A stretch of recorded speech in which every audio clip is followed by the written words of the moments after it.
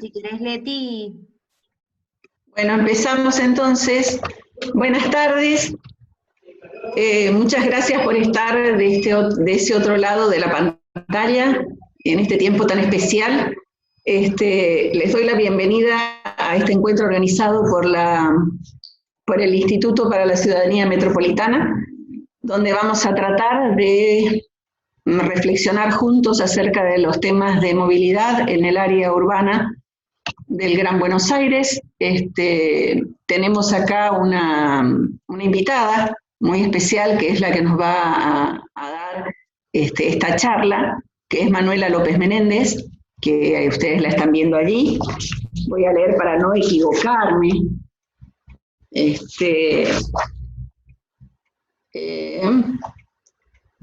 Manuela es economista y especialista en estudios urbanos y regionales. Esperamos que comparta con nosotros su experiencia en la gestión pública, ya que estuvo al frente de la Secretaría de Obras del Ministerio de Transporte de la Nación durante el periodo 2015 y 2019. Asimismo, nos gustaría charlar con ella los desafíos que tuvo que enfrentar al ocupar esa gestión en el ámbito nacional, pero otras anteriormente en el ámbito del gobierno de la Ciudad de Buenos Aires, en un área que es tradicionalmente gerenciada, pensada, planificada y ejecutada desde la masculinidad. Es muy raro ver mujeres gerenciando este tipo de políticas públicas, así que su mirada sobre el tema va a resultar muy interesante para todos, porque me imagino que al desafío de la complejidad de la temática del transporte, no solo metropolitano, sino de todo el país, se agregó el desafío de su juventud y el de ser mujer, que siempre son como capas que se van agregando en los desafíos que nos tocan enfrentar en estas nuevas épocas de gestión pública. Anteriormente, Manuela se desempeñó en la Ciudad Autónoma de Buenos Aires, estuvo a cargo de la implementación del Metrobús, algo que todos conocemos, todos discutimos, todos polemizamos y todos lo usamos desde su inicio en el primero de la Juan B. Justo hasta el premio internacional que logró con el Metrobús de la 9 de julio. Así que es un tema que, como todos los temas de los argentinos, todos somos ampliamente expertos, pero ninguno tanto como Manuela, que fue la que estuvo ahí en ese momento. También formó parte de la Agencia Metropolitana de Transporte, cuya misión principal es la de diseñar políticas públicas que lleven a la participación de los distintos sectores en el desarrollo de las mismas, y actualmente me dice que está acompañando a la Secretaría de Obras y Transportes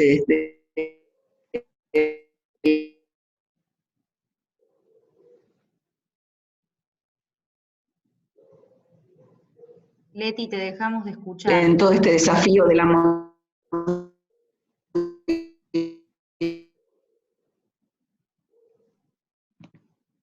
movilidad en determinados patrones a los que estábamos acostumbrados, ha puesto más que nunca en evidencia la centralidad del transporte y la movilidad en las áreas urbanas y en el desarrollo del ejercicio de las libertades y del ejercicio de nuestra condición de ciudadanos. Así que esta es la persona que nos va a acompañar. Yo me voy a tomar el atrevimiento muy brevemente de hacer una introducción a lo que es la problemática del área metropolitana. Les robo unos minutos de la exposición de Manuela para que todos tengamos el contexto en la cabeza, así que a Yelén, que es la que nos está ayudando y es la jefa de todo esto, le voy a pedir que ponga la primera. Más que nada para refrescar algunos datos que todos conocemos, pero que es bueno tenerlos presentes para la discusión posterior. Cuando nos referimos al área, a la región del Gran Buenos Aires, al AMBA, sabemos que nos estamos refiriendo al aglomerado urbano de mayor tamaño en Argentina, tanto en superficie como en población. Si nos remitimos al último censo del 2010, en este territorio habitan cerca de 14 millones de personas. que es el 34% de la población del país, y se produce alrededor del 40% del PBI nacional. La urbanización de la región se estructuró muy estrechamente vinculada a las redes de transporte, primero a los ferrocarriles y luego a las empresas de transporte público de pasajeros, comúnmente conocidos como colectivos. En esta urbanización se pueden reconocer dos grandes momentos: la conurbanización propiamente dicha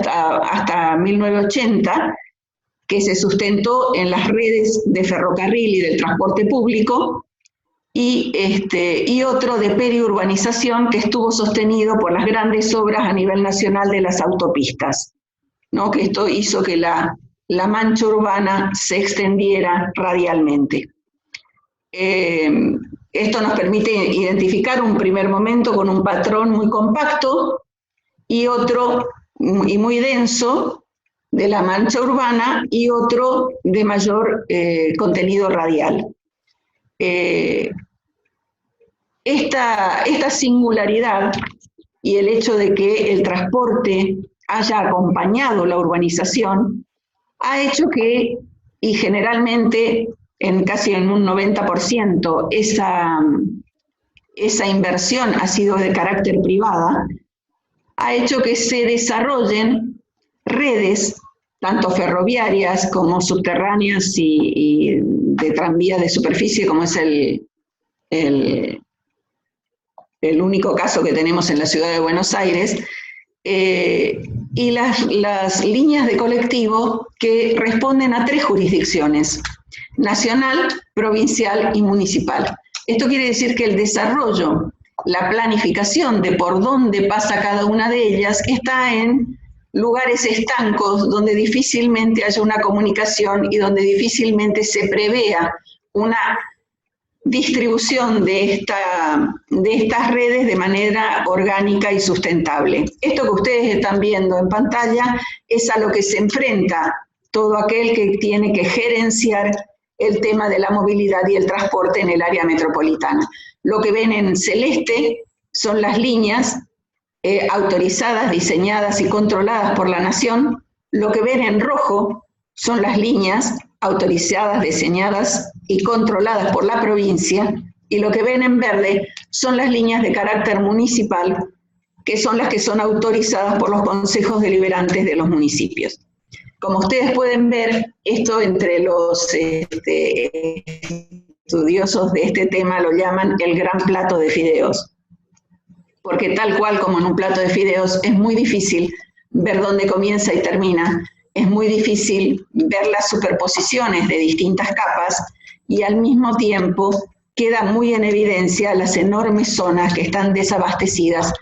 de una red de transporte público eficiente y a la altura de las necesidades de la hora. Esto se lo quería mostrar para que tengamos en la cabeza cuando Manuela nos hable de sus desafíos,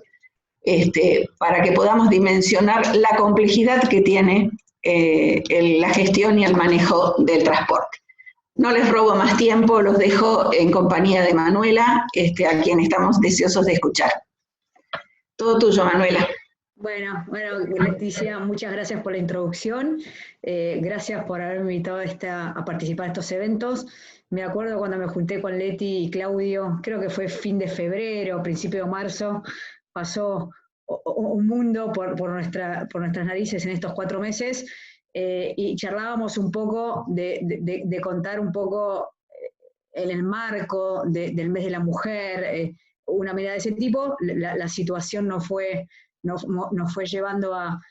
cambiar un poco las fechas, y yo también aproveché un poco a también cambiar un poco el enfoque, por supuesto,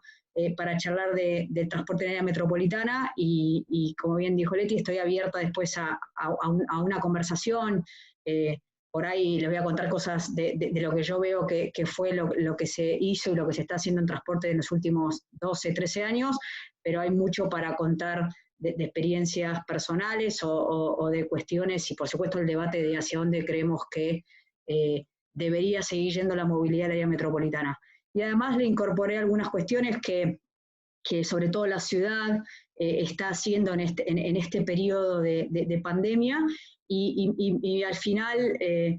dejé algunas preguntas como para también debatir sobre hacia dónde creemos que podría ir el transporte público, en realidad el transporte, la movilidad de las personas en conglomerados como el AMBA, en la nueva normalidad, ¿no? En esto de que lo que todavía no sabemos muy bien cómo va a ser. Tal vez tenemos la ventaja de que hay ciudades que ya han pasado por lo menos esta primera fase, sobre todo las europeas, según Estados Unidos, que podemos tener algunos aprendizajes, pero de vuelta, ¿no? En estos contextos de que no está claro cuándo esto se finaliza, que está más relacionado con cuestiones sanitarias, que por ahí no manejamos tanto, y creo que eso es lo que más nos genera. Pero bueno, les quería hacer una introducción de un poco hacia dónde estuvo yendo el transporte, no solo desde las obras y los cambios de infraestructura, sino de otras cosas que han pasado, sin hacer relevancia política, sino qué cosas creo que han ayudado a transformar las cosas, y una de las cosas que leí hace no mucho fue haber logrado que, a pesar de que se haya incrementado tanto la compra de automóviles y la motorización de las familias en los últimos 15, 20 años, el transporte público igual sigue siendo muy importante como medio que elige la gente, y eso tiene también que ver con que se han ido haciendo inversiones que permiten que la gente siga eligiendo transporte público, a pesar de que ha podido acceder a un vehículo o a una moto. Así que les voy a hacer una presentación, y después, si quieren, charlamos sobre eso, pero bueno, era un poco para guiar la conversación. Y ahí vi, y un minutito más, vi que está Guillermo Tarallo, lo saludo también. Con él y con Leti tuvimos el gran desafío de llevar adelante el Metrobús de La Matanza, que creo que fue un éxito, sobre todo porque logramos el objetivo, que era hacer que un montón de gente que vive en La Matanza hoy viaje mejor. Así que, más allá de todos los procesos y las cuestiones políticas, creo que entre los tres y con todo un equipo en Nación y en provincia y en La Matanza, logramos transformar la movilidad en un área tan poblada y tan importante de la provincia. Así que bueno, voy a la presentación y después continuamos charlando. Un minutito que tengo que... Bueno, en línea con lo que se comentaba, claramente si nos ponemos un poco en línea de cuando hablamos del área metropolitana, ¿de qué estamos hablando? Estamos hablando de un espacio donde viven el 35% de la población argentina, cerca de 15 millones de personas, y tal vez hoy, con toda esta cuestión del coronavirus, se ve esa aglomeración de gente, ¿no? O sea, está pasando por acá justamente porque somos muchas personas que vivimos en un espacio relativamente reducido, y que justamente cuando se producen este tipo de cuestiones donde la transmisión es por estar en contacto, cuanto más personas somos,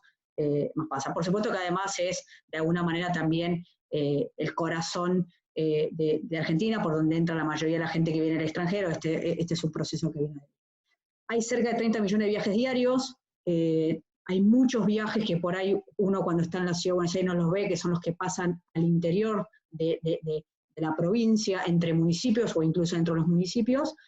Y de esos 30 millones de viajes, aproximadamente la mitad se hacen en transporte público, teniendo mucha preeminencia el transporte de colectivos, en línea con lo que mostró Leti, ese plato de fideos del que tanto hablamos, que es tan característico de toda esta área metropolitana. En general, cuando uno compara esto con otras ciudades del mundo, hay otras ciudades que tienen una carga muy importante del subte y también del tren, y mucho menos los colectivos. Y además, esta área metropolitana lo que tiene es que tiene un sistema muy consolidado, un sistema muy formal, con muchas ventajas respecto de eso, con buenas medidas de seguridad, que por supuesto siempre le podemos encontrar un montón de cosas para mejorar, pero cuando uno compara con otras ciudades de América Latina, la verdad que es un orgullo, y además, en general, toda la gente que viene de otras ciudades un poco nos tiene celos de que podamos tener un sistema tan consolidado, con empresas formales, con los empleados formalizados, que son cuestiones que son importantes también para la calidad de transporte que uno quiere prestar. Como les decía, hay cerca de 13 millones de pasajeros por día que usan los colectivos. Esto implica más de 18.000 colectivos, implica 51.000 conductores, o sea, detrás de esto hay mucha gente que trabaja todos los días llevando y trayendo gente, y además con un impacto muy importante que se ha ido viendo, y después les voy a comentar algo sobre ese capítulo, en el uso que le da la mujer al transporte público, y cómo creo que lo que ha ido pasando en América Latina en los últimos años, y Buenos Aires no escapó de eso, es empezar a mirar qué cosas podemos hacer también para acompañar a las mujeres en el transporte público, que son las que lo utilizan además de mayor cantidad, muchas más veces al día. En general el hombre lo utiliza para ir y volver del trabajo, la mujer en general es para llevar a los chicos al colegio, eventualmente puede ir al trabajo, buscar a los chicos, llevarlos al médico, llevarlos a alguna actividad, con lo cual pasan mucho tiempo en el colectivo. Y esto implica cerca de 300 millones de viajes por mes. Entonces, lo que tiene el colectivo es como que, como les decía, es el 80% y es como el corazón del sistema de transporte. De todas formas, hay mucho que se ha hecho también en el tren y en el subte, pero el desafío también es ver cómo mejoramos esto. Un poco para contarles lo que pasó en estos años fue principalmente como gran ícono respecto de darle prioridad al transporte público, además de medidas de mejora de corredores y demás, es claramente el Metrobús como concepto, que lo que trae acá es priorizar en serio y darle, infraestructura al transporte público masivo para que no solo la gente tenga más confort y más comodidad cuando viaja, sino que también lo vea beneficios en el tiempo, en la seguridad, y no solo para la gente vieja, sino para todo el conjunto. Claramente, hablando de las 50.000 personas que trabajan en este sector, ellos viajan mucho mejor y tienen un mejor día laboral gracias a estas intervenciones. Desde el 2011 que se inauguró el primer Metrobús en Juan B. Justo hasta fines del 2019, en el área metropolitana se implementaron 15 corredores, son más de 100 kilómetros, en diversos municipios del conurbano y en la ciudad de Buenos Aires, pero también con una lógica de que todo el área metropolitana tiene capacidad para seguir avanzando en más corredores que permiten ir generando anillos y conexiones que permitan que una persona que tal vez hoy vive, tarda 2-3 horas en llegar a su lugar de destino, pueda bajar estos tiempos de viaje considerablemente. Después se hicieron grandes inversiones en el área metropolitana, que tal vez uno de los mayores desafíos es la mezcla de alguna manera entre lo que es nacional, lo que es provincial y lo que es municipal. Ustedes, para que se den una idea, en La Matanza, donde está hoy el Metrobús, es la Ruta Nacional 3, con lo cual, cuando nosotros llegamos para hacer ese proyecto, uno se da cuenta de que en realidad quien tenía la potestad sobre esa ruta, que la verdad que ya era una avenida urbana, era Vialidad Nacional, que lejos está de estar preocupado e interesado por lo que está pasando en la movilidad en La Matanza, pero también uno después se encuentra a nivel provincial lo mismo. Hay muchos de los grandes corredores donde hoy pasa el transporte público en el conurbano, que en realidad son rutas provinciales. Pues podemos hablar de la ruta provincial 8, de la ruta provincial 21 también en La Matanza, de la ruta la 36, que es Avenida Cachaquí en Quilmes. Entonces, también esa mirada de entender que entre todas las jurisdicciones tenemos que acompañar, porque claramente para los municipios son inversiones muy importantes, y además son áreas que hay cuestiones jurisdiccionales, de quién se hace cargo de los semáforos, quién se hace cargo de los temas hidráulicos. Entonces, trabajamos mucho para, sobre todo, al final del día, mejorar todos estos corredores, principalmente para que la gente pudiera viajar mejor. Entonces, cuando uno invierte en Avenida Rivadavia, que es ruta provincial también, lo que está haciendo es hacer que la gente pueda esperar en un lugar más cómodo, que la gente pueda viajar mejor. Y eso es un trabajo que hay mucho por hacer, hay muchas avenidas en el conurbano que están muy degradadas, que hay que seguir trabajando. En estos 4 años se trabajó mucho el tema de pavimentación de calles que por donde pasaba el transporte público, que eran de tierra. Entonces imagínense un día de lluvia lo que implicaba para la gente ir a tomarse el colectivo. Se trabajó en el tema de refugios de espera, pequeñas cosas que hacen al confort diario que son necesarios para todas esas personas que todos los días se despiertan muy temprano a la mañana para ir a trabajar o para ir a estudiar y que necesitan sentir que están siendo acompañados. Bueno, acá algunas fotos de algunas de las cosas que se hicieron para entender lo que era, por ejemplo, Avenida Rivadavia en Aedo y lo que terminó siendo con pequeñas obras de infraestructura, algunas cuestiones de cómo esperaba la gente del colectivo y cómo uno puede ir con pequeñas intervenciones mejorando eso.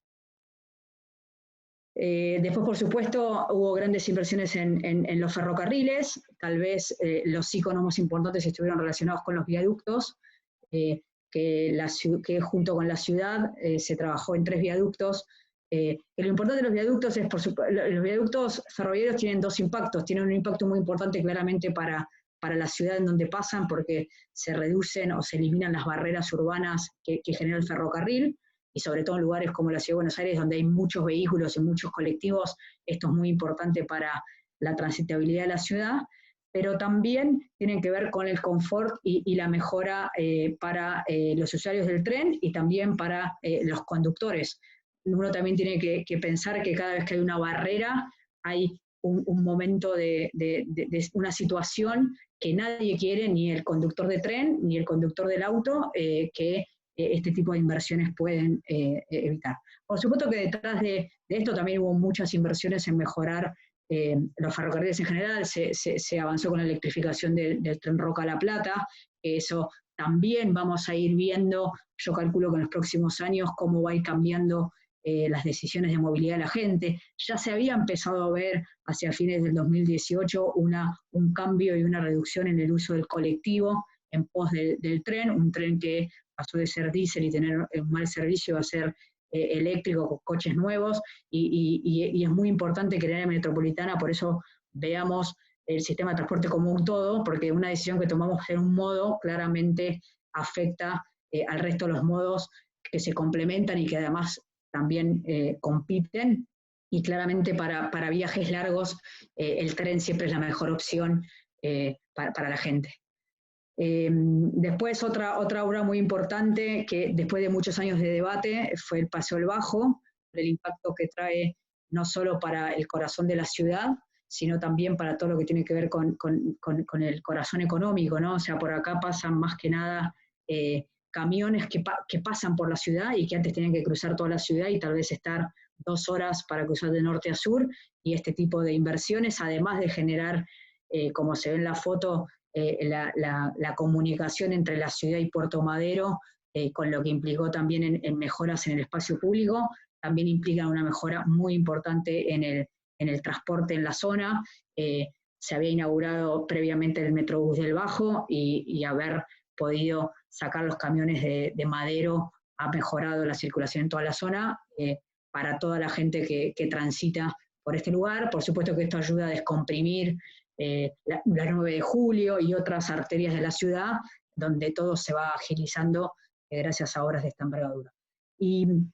creo que de ahí también, ¿no? Es esta cuestión de que está muy bueno el debatir ideas, el debatir alternativas, pero que también es importante llevarlas a la práctica, y parte de los procesos de decisión también tienen que ver con cuáles son las cosas posibles. Vivimos en un país donde los recursos no son ilimitados, entonces muchas veces las decisiones tienen que pasar más por los efectos que tiene lo que hacemos en lo que estamos buscando, que en este caso era mejorar la movilidad de todo el área, y no tanto en mega obras por el solo hecho de hacer mega intervenciones, sino que de alguna manera los gastos que estemos realizando en estas obras se vean efectivamente compensados por las mejoras que tiene la gente, en este caso en el tránsito de esta parte. Después, la ciudad también ha trabajado mucho con el subte, además de terminar las obras de la línea E que llega a Retiro, también ha mejorado la frecuencia, sigue avanzando en eso, ahora está en un proceso de iniciar toda una renovación en la línea D, y de a poco va buscando que la red que hoy existe sea cada vez más eficiente y que pueda trasladar más gente y mejorar las condiciones del servicio, de vuelta complementándolo con el sistema de transporte colectivo, que también en la ciudad es muy importante. Se veía claramente en lo que mostró Leticia, como la ciudad está toda pintada de celeste. Es un área que, si hay algo por lo que se jacta la gente, que a veces es difícil de explicar que en algún punto tiene algunas ineficiencias, es que casi uno va casi desde la puerta de su casa hasta donde quiera ir, teniendo que caminar poco y por supuesto sin tener que hacer ningún tipo de transbordo. Por supuesto que uno quiere prestar el mejor servicio, pero también tenemos que poder analizar como ciudad los impactos, los costos asociados a eso, no solo económicos, sino también incluso costos ambientales, porque tampoco el exceso de colectivos es bueno para una ciudad. Se ha trabajado también en centro de transbordo, este es uno de ellos, pero tanto en el conurbano como en la Ciudad de Buenos Aires se ha buscado en todos los lugares donde hay masivamente colectivos, muchas veces cerca de estaciones de tren o de estaciones de subte, trabajar en ordenar los colectivos, ordenar los lugares de espera, sobre todo de vuelta porque pasa mucha gente por acá. Lo que queremos es que la gente, su experiencia de viaje sea cada vez mejor, que si tiene que esperar el colectivo lo haga en un lugar que está techado, que tenga luz si es de noche, y otras cuestiones relacionadas con la seguridad. La ciudad, más que otras áreas del conurbano, pero hay otras ciudades que de a poquito han ido avanzando en esta línea, ha ido buscando peatonalizar algunas áreas de la ciudad para darle más espacio al peatón. Por supuesto que tal vez el icono más importante es toda la transformación que hizo en Corrientes y las transformaciones que ha hecho en el microcentro en los últimos años, y también uno va viendo cómo distintos municipios en sus áreas centrales van también avanzando en esquemas de peatonalización, de uso compartido de la infraestructura. No significa sacar el auto, sacar el colectivo y que la gente camine, porque también sabemos que la gente necesita llegar, sobre todo en el conurbano, a los centros comerciales de alguna manera, y tal vez no hay tanta conectividad como en la ciudad, pero son cosas que están funcionando mucho, y lo que demuestra esto es cómo la gente busca salir a ocupar y a usar el espacio público de una manera diferente. Después hubo todo un capítulo que tiene que ver con la seguridad vial, tanto la Agencia Nacional de Seguridad Vial, junto con los municipios y en la ciudad los agentes de tránsito, se ha trabajado muchos estos años en, por un lado, profesionalizar al cuerpo de agentes de tránsito, pero además generar más controles, concientizar. Hubo muchas campañas de concientización respecto en su momento de lo que fue el uso del casco. La verdad que la Ciudad de Buenos Aires hoy es casi no se ve gente que no esté usando el casco. Por supuesto hay un desafío muy grande en algunos municipios del conurbano, en el tema sobre todo, no tanto el uso del casco, que también es importante, sino la cantidad de gente que va en moto, y creo que en línea con lo que puse como conversaciones al final, creo que va a ser uno de los principales desafíos que vamos a tener como sociedad, pasada la pandemia, que mucha gente va a tender a ir a la movilidad particular y a ver un poco qué hacemos con la moto y cuál va a ser el rol de los gobiernos respecto al uso de la moto. Pero es importante la tendencia que ha empezado hace unos años de ir reduciendo la cantidad de siniestros viales y sobre todo la cantidad de fallecimientos. O sea, sigue habiendo algunos siniestros, pero ha bajado mucho la mortandad, que es importante también. Por supuesto que siempre es importante bajar la cantidad de siniestros, pero ha bajado mucho la cantidad de fallecidos. Después otra cosa muy importante que tiene que ver con algunas cosas soft, pero que es importante, es cómo se aprovecha la tecnología. Hoy estamos muchas personas pudiendo tener una conversación a la distancia, y esa tecnología, que claramente ha venido para quedarse y que creo que es parte de los grandes cambios que va a haber, aplicada al transporte tiene un montón de beneficios.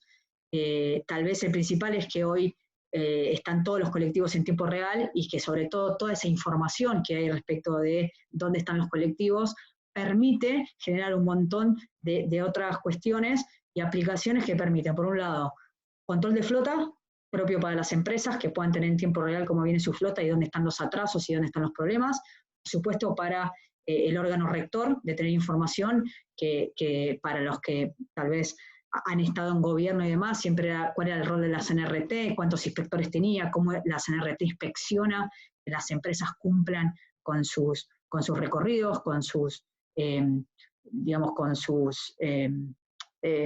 sus tiempos, y que siempre uno cuando, estando en ciudad y estando en nación, había mucha queja, y por supuesto lo sigue habiendo, pero mucha queja de los vecinos respecto al incumplimiento por parte de las empresas. Hoy hay información en tiempo real que permite seguir un monitoreo y sobre todo, además de por supuesto todo lo que tiene que ver con la cuestión de las eventuales multas y demás, sobre todo es poder tomar decisiones respecto de lo que está pasando. Porque muchas veces, a veces se tiene quejas sobre una empresa, que la típica queja es, no viene un colectivo y vienen a las 20 minutos 4 juntos, y entonces la sensación de que nadie está controlando, y lo que uno puede ver con la información en tiempo real es que tal vez lo que pasó fue que los colectivos se quedaron varados en un accidente, en un problema de tránsito o en una barrera, y eso hace que toda esa planificación que tenía la empresa se ve perdida porque hay cuestiones que no puede manejar. Entonces, por supuesto que a veces hay cuestiones que tienen que ver con un mal manejo de la flota, muchas otras veces no, y es muy importante. La ciudad ha usado mucho esta información para poder definir cuando ha habido cortes en algunos lugares, sobre todo en el área central, cómo generar los desvíos, y esta información que es muy útil. Y además, lo que permite, por supuesto que eso ya está en todas las líneas de colectivo, está también en el subte y en el tren, y además la otra aplicabilidad que tiene toda esta información es que es información abierta, que por supuesto hay una aplicación propia que tiene el gobierno nacional, que se llama Como Sube, que es administrada por Sube, pero que puede ser utilizada toda esta información por cualquier aplicación, como Google, Movit y demás, que permite a uno saber cuánto tiempo va a tardar. ¿Y cuál es lo interesante de estas aplicaciones? Que con esta aplicación una persona la tiene en su celular, puede marcar su parada de inicio de todos los días fija, y puede, cuando se despierta a la mañana, ver en qué horario va a pasar el colectivo cerca del horario que necesita uno salir, y le permite previsibilidad, porque muchas veces pasa que uno va a la parada del colectivo, el colectivo se acaba de ir, y si uno sabe que el colectivo en realidad pasó hace un minuto, si lo hubiera sabido antes, se hubiera apurado para llegar a tomar el colectivo, o eventualmente hubiera esperado el siguiente colectivo. Entonces,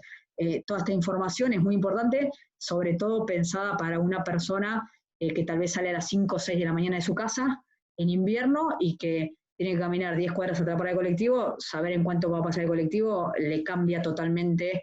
su planificación, y sobre todo la previsión de que el colectivo está por llegar. Creo que lo peor que nos puede pasar a cualquiera de nosotros es cuando estamos en la parada del colectivo, un día de lluvia, un día feo o de noche, y estamos en la parada y no tenemos ni idea si el colectivo va a venir en 5 minutos o en media hora. Bueno, este tipo de información permite que uno sepa y pueda planificar.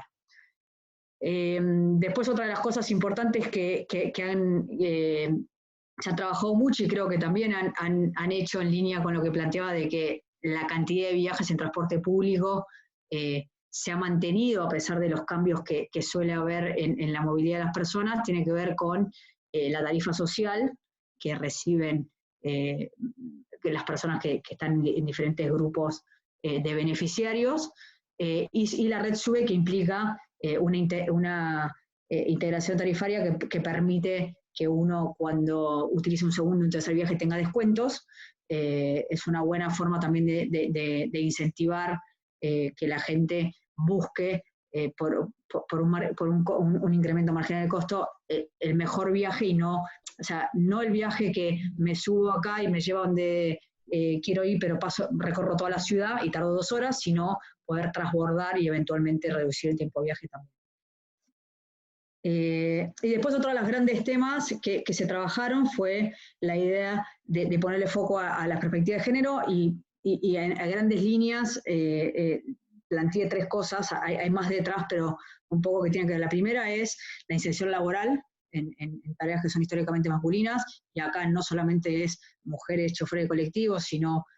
mujeres guardas en los trenes, mujeres conductoras en el subte, mujeres manejando el torno en las empresas ferroviarias, o sea, donde históricamente era el rol del hombre. Por supuesto, hay toda una mirada de los sindicatos respecto del rol de la mujer, pero se han ido pudiendo trabajar y de alguna manera se han ido pudiendo incorporar, y por supuesto al principio también con un poco de resistencia por parte de las empresas, pero más que nada por el desconocimiento y además por una cuestión de que es inevitable, que sea necesario pequeñas obras de infraestructura, porque la mujer y el hombre no pueden compartir el mismo baño o el mismo vestuario, pequeñas intervenciones, pero después ellos mismos plantean que la mujer en general es más responsable, cuida más el vehículo, algunas cuestiones que hacen que esto que se planteó y que fue avanzando, es muy probable que lo siga haciendo paulatinamente en los próximos años. Después se trabajó todo un tema de campaña de acoso en el transporte público, distintas encuestas que se realizan bajo distintos métodos indican que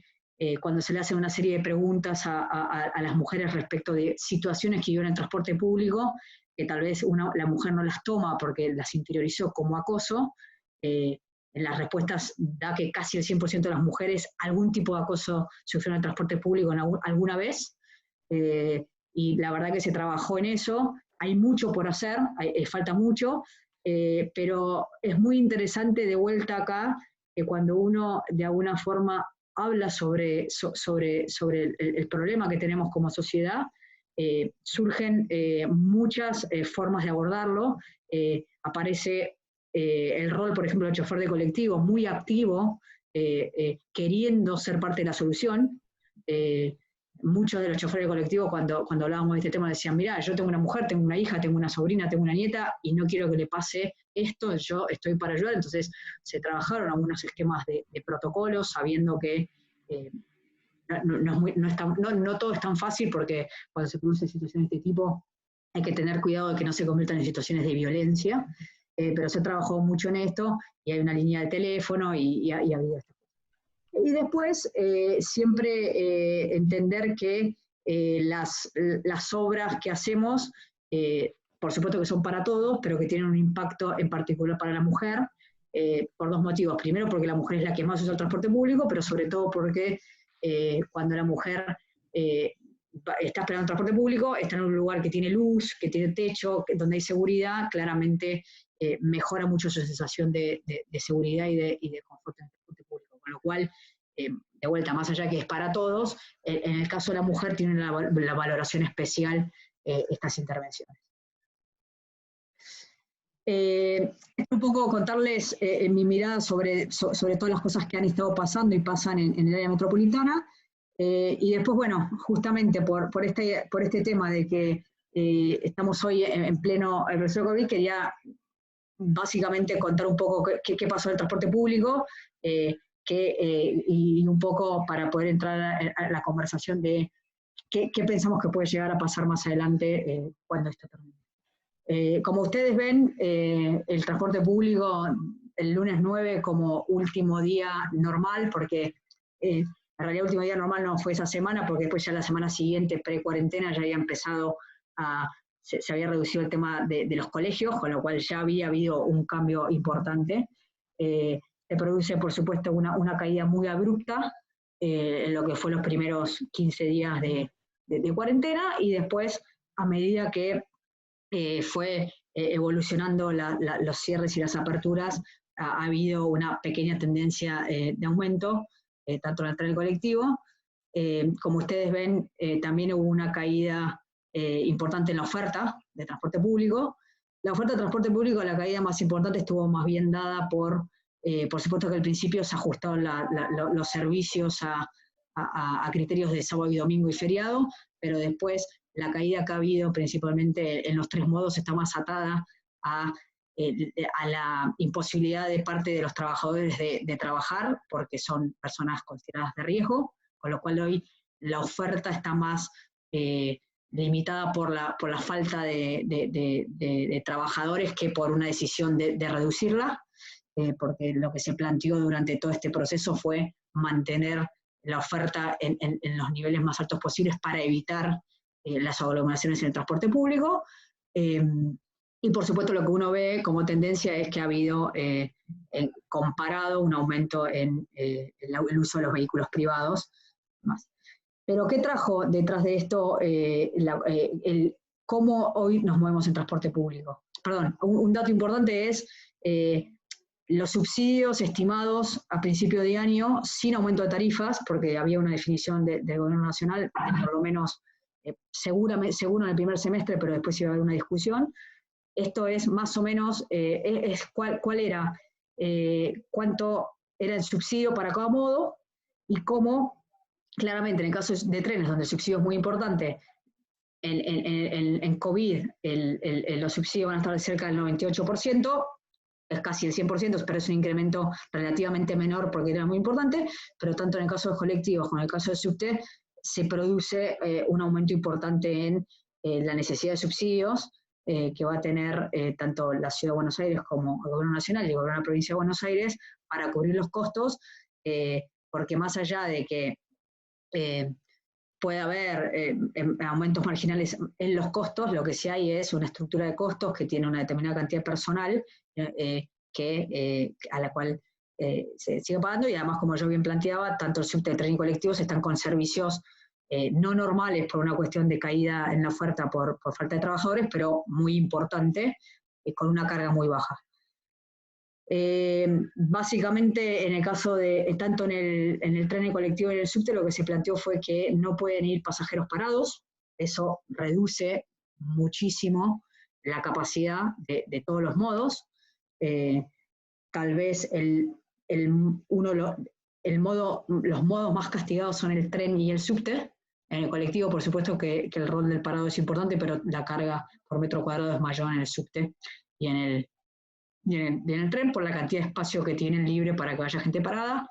Se acordó con el Gobierno Nacional, en el caso de la Ciudad de Buenos Aires, que algunas estaciones no estuvieran abiertas, lo mismo en algunas estaciones de tren en el área metropolitana. En el subte también se redujeron las estaciones. Esto se hizo también con la lógica de que si la gente usaba tramos cortos, analizara la posibilidad de moverse caminando o en colectivo para descomprimir, porque además el subte tiene la complejidad que tiene menor ventilación que lo que puede ser el tren o el colectivo, que están a nivel. En el caso de los colectivos, se fue avanzando y hoy la gente entra por la puerta del medio o por la puerta de atrás para no estar en contacto con el chofer, y el chofer está separado del resto de los pasajeros para evitar contagios al personal clave de transporte. Se fue avanzando y hoy las únicas personas que pueden utilizar los medios de transporte son las que tienen permiso de circulación de actividades esenciales, para evitar, entonces, todas las que no son esenciales se autorizan, pero son las personas, tanto los empleadores como los empleados, que tienen que buscar la forma de resolver el tema del traslado. Por supuesto, tabaco obligatorio, como les comentaba, una caída de la oferta por cuestiones de personal de riesgo que depende en cada modo, pero es en el orden del 30%, tal vez en trenes es un poco más alto, porque en general los conductores son personas de más edad y están un poco en las que son de riesgo. A partir de todo esto, la ciudad empezó a trabajar en ver cómo de alguna manera acompañaba toda esta nueva normalidad o esta nueva realidad, y teniendo en cuenta la necesidad del distanciamiento social, fue tomando la decisión de sacarle en algunos lugares donde hay mucho tránsito peatonal espacio a los vehículos para generar espacios para el peatón. Entonces, lo que se ve acá son intervenciones que se han ido haciendo en algunas áreas comerciales, barriales, para que la gente pueda salir y pueda estar esperando con el distanciamiento social necesario y que no se estén aglomerando en las veredas. Desde acá, como se ve, en 18 centros comerciales, y como la gente empieza a hacerse dueño de esos espacios, que también es lo importante, lo lindo ver cómo la gente se va adueñando de estos espacios. Por supuesto, todo lo que tiene que ver con las ferias barriales también, toda una intervención y cuidando todo el tema del distanciamiento social, que es clave en esta pandemia. Después se cierran calles para hacer centros comerciales peatonales, se trabaja con muchos comercios, en algunos contextos fue la ciudad, pero en otros los propios comercios que marcan fuera del comercio la distancia social y los lugares de espera. Después se está promoviendo activamente la movilidad personal, sobre todo la bicicleta. Estamos apuntando a potenciar, aplicar el viajes en bici. Por eso se reabrió Ecobici para que la gente que quiera pueda utilizar esa bicicleta y siga avanzando todo lo que tiene que ver con la compra de bicicletas. Se incorporaron como actividad esencial las bicicleterías para que la gente pudiera arreglar su bicicleta, ir a comprar una bicicleta, y hoy se ve en la ciudad mucha gente andando en bicicleta. Se incorporó algo que se venía conversando, pero que tal vez siempre era la discusión de no sacarle espacio a gente, de que se pueda subir con una bicicleta o un monopatín al subte, para que la gente que por ahí hace distancias más largas, cuando se baja del subte, lo pudiera hacer con la bici, y no tengo que subirse un colectivo, si son 15, 20, 25 cuadras. Y después, por supuesto, todo lo que tiene que ver con la tecnología para seguir dando información y planificando. Y frente a todo esto, que es lo que está pasando hoy, yo creo que de alguna manera, cuando pensamos en cuál va a ser la nueva normalidad cuando esto pase, primero es la sensación de que van a haber como dos etapas, ¿no? Una etapa donde los casos bajen y tengamos que pensar en las reglas de distanciamiento social en el transporte público, cuál va a ser la masividad que va a tener en el corto plazo el transporte público, cómo vamos a trabajar el tema de los cambios de hábitos y los horarios de ingreso al trabajo, de ingreso y salida al trabajo, como para ir escalonando y no tener tan marcados los picos como hasta ahora. ¿Cuál va a ser el rol del teletrabajo para algunas actividades? Hay muchas actividades que han demostrado que funcionan bien con la gente trabajando en su casa, tal vez no los 5 días a la semana, pero con que la mitad del tiempo uno trabaja en su casa y la mitad vaya a una oficina, con el impacto que además tiene para las empresas en reducción de costos, es probable que haya mucho impacto en las cuestiones de movilidad. Y por supuesto todo lo que tiene que ver con qué va a pasar con el transporte individual, qué va a pasar con el uso de la bicicleta, que no es lo mismo para una persona que vive en la ciudad de Buenos Aires y se tiene que mover 15, 20, 30 cuadras, que para una persona que vive en el conurbano y tiene que ir al centro, pero también ahí va a ser muy importante el rol que va a tener el tren, que ya hoy llevaba gente en bicicleta, pero cuánto puede cambiar eso. Después cuestiones de ver qué va a pasar con el automóvil particular, y por supuesto el gran desafío de qué va a pasar con la moto. Creo que el desafío de la moto es uno de los más importantes que va a tener el área metropolitana. Y seguramente después haya una segunda etapa cuando eventualmente esté la vacuna y se vuelva una normalidad más parecida a lo que era, pero claramente, más allá de la pandemia o no, lo que ha demostrado este proceso es que hay un montón de actividades que se hacían presenciales, que implicaban que la gente fuera todos los días al trabajo en un determinado horario, que va a entrar el debate de cómo van a cambiar, y claramente eso va a tener un impacto muy importante en la movilidad de este área metropolitana, y por supuesto un gran debate respecto de qué va a pasar con el transporte público. Si vamos a seguir necesitando la cantidad de colectivos que necesitamos o no, si el distanciamiento social va a hacer que al final del día terminamos prestando la misma o más cantidad de servicios, y por supuesto creo que un debate que nos vamos a tener que dar como sociedad es el costo de estas decisiones y cómo se comparten esos costos, porque la verdad es que digamos, cuando uno decide duplicar la cantidad de kilómetros que recorre un colectivo o un subte, pero para trasladar la misma cantidad de gente que trasladaba antes, está de alguna manera casi que duplicando los costos, y es parte del debate que nos tenemos que dar, porque si no vamos a tender a terminar teniendo un servicio de muy mala calidad porque no vamos a poder pagarlo. Y creo que como último gran tema es el tema del uso del espacio público. Cada vez que pasan este tipo de cosas y las ciudades buscan ganar espacio público para la gente, la sensación es que la gente se hace dueña de esos espacios, y creo que también ahí hay un gran desafío de eso, mantenerlo, y a pesar de que todos en algún momento somos usuarios del auto, aprender que ese espacio público para el peatón, para el ciclista, termina siendo mucho más redituable para la sociedad que si para el auto. Bueno, esa era un poco la idea de mi conversación. Ahora, nada, si quieren, entremos en preguntas y en una conversación por todos estos temas.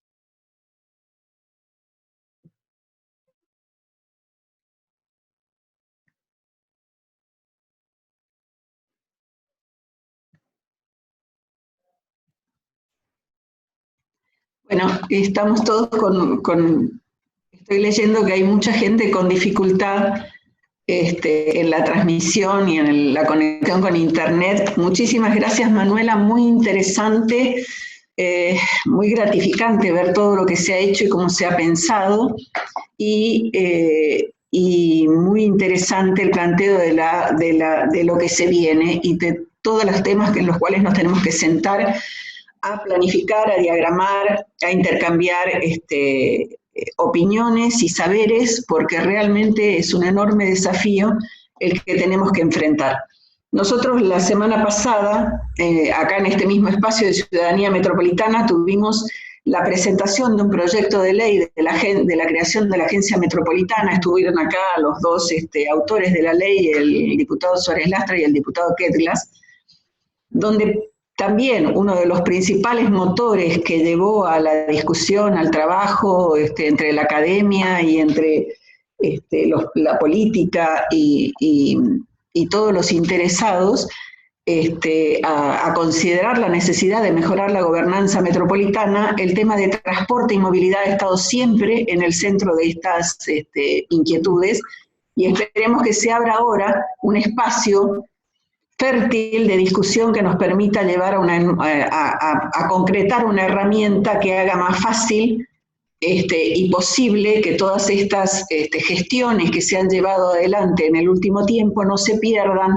cuando varían las gerencias políticas de las jurisdicciones, y que empecemos ya a pensar definitivamente, como nos ha demostrado esta pandemia, la habitabilidad de una única región como una única parte de todo, como es la región metropolitana. Tenemos muchas preguntas.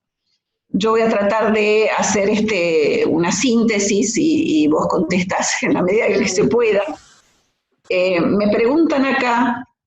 que comentes cómo ha sido el proceso de relación con los municipios en el tema del Metrobús, si dentro de los planes que ustedes manejaban ya estaba previsto cómo se solucionaría el tema de la saturación de los actuales Metrobús,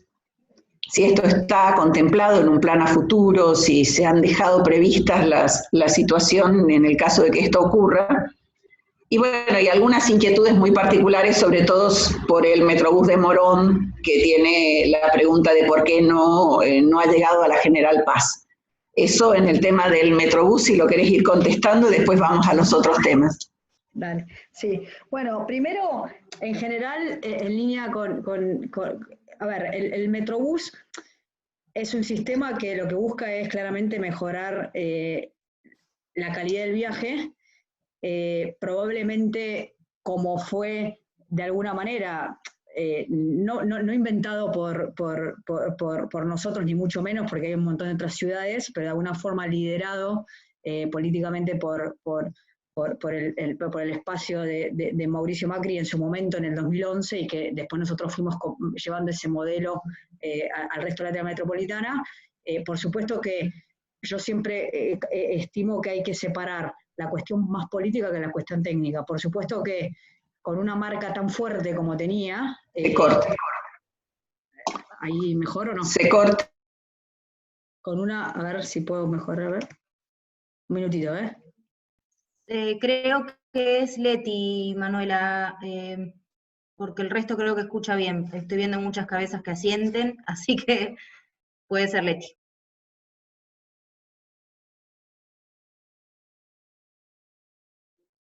¿Se me escucha ahí o no? ¿Ahí mejor? Sí, se te escucha. Ahí estoy bien. Lo que digo es que, a ver, siempre estaba la discusión, puede haber habido en algún punto alguna discusión política, pero más por una cuestión de del relacionamiento que tenía la marca con el gobierno Macri, pero después a nivel técnico y a nivel de implementación nunca tuvimos problema con ningún municipio. Siempre nosotros hemos hecho con Leticia y Guillermo en La Matanza, también trabajamos en Varela, trabajamos en San Martín, y siempre con muy buen diálogo técnico. Creo que eso fue muy importante porque al final del día los resultados están a la vista. Respecto a la saturación, la verdad es que en general los Metrobús tienen una capacidad de carga bastante más importante de la que tienen en la actualidad. Por supuesto que cuanto más uno puede ir trabajando en mejorar la gestión del transporte con las empresas, la verdad que cuando uno ve la cantidad de servicios por hora que tiene cualquier sistema, cualquier empresa, los Metrobús funcionan perfecto. Generalmente los problemas se producen en algún momento de saturación donde una empresa tiene 3 o 4 servicios en el mismo momento. En general hay un trabajo técnico muy importante de todo un equipo especializado en transporte que hace todos los análisis y que justamente en línea con eso, cuando considera que puede ser que algún Metrobús en el corto plazo pueda llegar a tener una mayor oferta de servicios, se deja previsto ese incremento. De todas formas, yo creo que todavía hay un desafío muy grande en toda el área metropolitana de discutir cómo es el sistema de transporte en colectivos, en esa maraña entre provincia, municipios y gobierno nacional, para hacerlo más eficiente. Hoy la verdad es que hay un montón de lugares donde hay sobrerecorrido de servicios, y entonces yo creo que eso también es parte del desafío, porque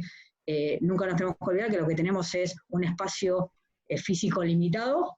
al que le hemos dado prioridad al transporte público, pero no deja de ser limitado, y que si nosotros no somos capaces de administrar la oferta, cualquier cosa te va a desbordar. Y en línea con eso, cuando preguntaban sobre el Metrobús particularmente de Morón, muchas veces lo que pasa es que por cómo se fue desarrollando la ciudad y el área metropolitana, porque no es nada más el área metropolitana, los espacios físicos para los autos y para los colectivos en algunos lugares no son lo suficientemente anchos o grandes como para poder desarrollar un esquema de segregación vehicular. Entonces, lo que uno va buscando es las mejores alternativas para priorizar el transporte público sabiendo que tiene restricciones. Nosotros, en el caso puntual de Metrobús La Matanza, también tuvimos los debates con el municipio respecto de la llegada a la General Paz, y la realidad es que tal vez hay en un tramo donde se podría hacer algo, pero después hay un tramo de la Ruta 3 llegando a General Paz que es angosto, que uno tiene que pensar en grandes expropiaciones, que yo no digo que uno no las haga, pero que hay que saber que cuando uno decide tomar cuando toma esas decisiones, son procesos de gestión muy complejos. Para ponernos un ejemplo, en la ciudad de Buenos Aires, el Metrobús del Bajo prevé que llegue hasta La Boca, y hay toda una zona que en realidad es un proceso que la ciudad expropió hace muchos años, que es donde está, para que se ubiquen más o menos, la zona donde está ámbito financiero y del otro lado de la autopista, y que nosotros empezamos a trabajar el desalojo y la expropiación de lo que pudiera faltar de ese tramo en el año 2014, y todavía hoy quedan algunas cuestiones a resolver, y son procesos muy largos, cuestan plata, y entonces también saber que hay un montón de cosas que querríamos hacer y que de alguna manera puede ser decir, bueno, como cuando te compras una manzana entera, pero el problema no es comprar la manzana entera, ni siquiera la plata, es que por ahí en esa manzana hay 20, 30, 40 propietarios que tienen intereses diferentes, y hay todo un proceso de gestión que no es tan fácil. Por eso termina pasando que uno va buscando las mejores alternativas en los distintos esquemas. Por ejemplo, en Metrobús Calchaquí tiene un tramo Metrobús, un tramo sin Metrobús, porque el ancho no daba de ninguna manera, y lo que hicimos fue mejorar todo ese entorno, poner paradas, prioridad de transporte público, y otro tramo de vuelta a Metrobús. Todo eso hizo que mejorara el tiempo de viaje en un 40%. Si hubiéramos podido hacer Metrobús en las 20 cuadras del medio, seguramente hubiera mejorado un poco más. Pero si nos hubiéramos quedado con que no se puede hacer porque hay 20 cuadras que no pueden tener Metrobús, hoy la gente estaría viajando mal, y hoy consideramos que viaja mucho mejor. Entonces, tenemos que buscar el equilibrio entre lo que sería lo óptimo y lo que realmente se puede hacer desde la infraestructura y desde la gestión. Entonces, creo que en eso quedan un montón de desafíos, pero que cuando las jurisdicciones trabajan mancomunadamente donde buscar las soluciones, uno las va encontrando y va haciendo que la gente se vea beneficiada de esas decisiones que tomamos. Perfecto, clarísimo. Tengo acá un par de preguntas más y podemos dar por terminada esta interesantísima charla. Acá hay alguien que pregunta si no crees que esta nueva normalidad sería una oportunidad para validar y visibilizar circuitos de cercanía o proximidad en lo cotidiano. Supongo que creo que una de las cosas que ha hecho es que todos nos reencontremos con nuestro barrio, ¿no? O sea, nos habíamos acostumbrado mucho a no importa en qué lugar del conurbano uno viva,